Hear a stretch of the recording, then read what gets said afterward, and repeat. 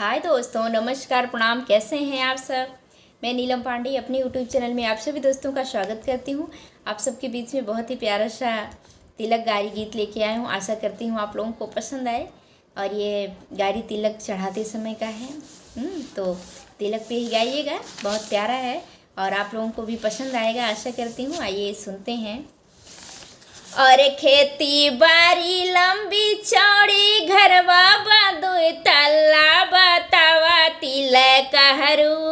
और खेती बारी लंबी चौड़ी, घरवा बादुई तल्ला बतावा तिलक हरू। तू तिलक चढ़ौबा केतना बतावा तिलक हरू।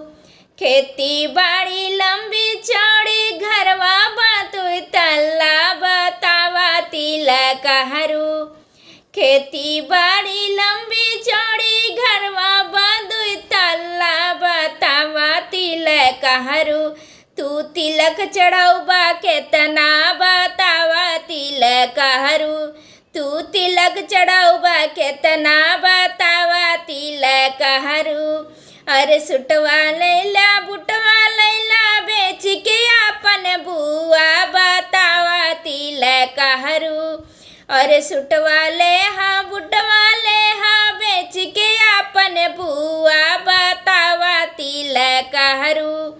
बतावा तिलक हरू। तू तिलक चढ़ौबा केतना बतावा तिलक हरू।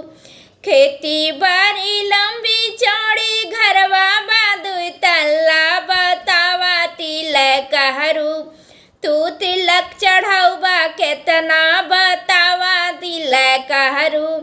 तू तिलक चढ़ौबा केतना बतावा तिलक हरू।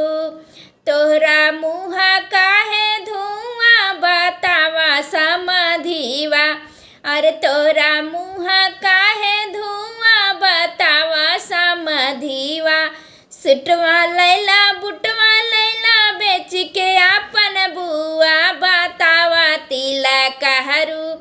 अरे सुटवा ले हा बुटवा ले हा, बतावा अपन बुआ बतावा तिलक हरू।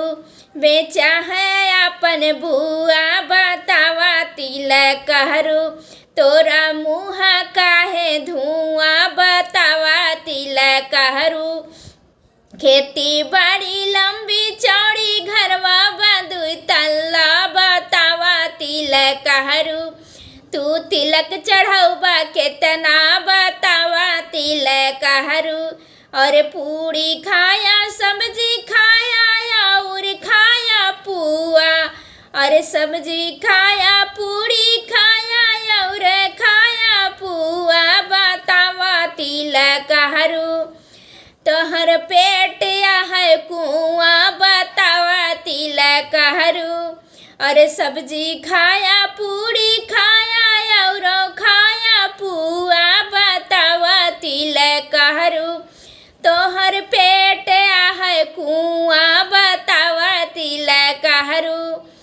तिलक चढ़ौबा केतना बतावा तिलक हरू। तू तिलक चढ़ौबा केतना बतावा तिलक हरू। तोहर बहिनी अइहे हिया बतावा तिलक हरू।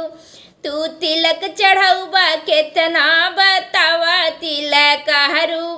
खेती बाड़ी लंबी चौड़ी, घरवा बादुई तल्ला बतावा तिलक हरू। तू तिलक चढ़ौबा केतना बतावा तिलक हरू।